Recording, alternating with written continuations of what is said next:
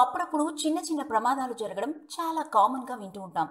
అయితే ప్రాణాలు పోయే స్థాయి ప్రమాదాలు మాత్రం చాలా అరుదుగా జరుగుతూ ఉంటాయి. అలాంటి ప్రమాదం తాజాగా బెంగళూరులో జరిగింది. తెలుగు మరియు కన్నడలో రూపొందుతున్న రణం అనే చిత్రం షూటింగ్ బెంగళూరులోని ఇండస్ట్రియల్ ఏరియాలో జరుగుతుంది. షూటింగ్లో భాగంగా ఒక బ్లాస్టింగ్ సీన్ను ప్లాన్ చేశారు.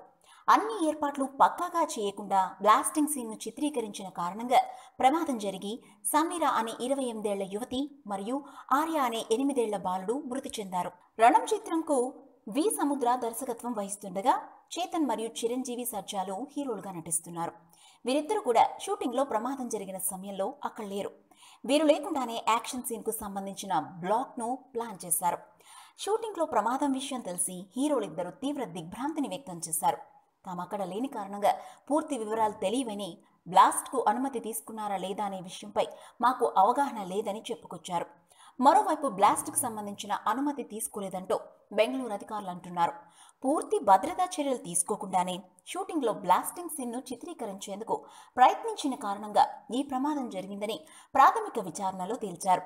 ఈ చిత్రం ప్రమాదానికి సంబంధించి నిర్మాత మరియు దర్శకుడిపై కేసును నమోదు చేశారు.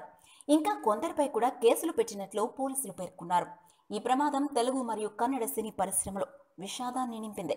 If you like the video, please like us and subscribe Tollywood Nagar.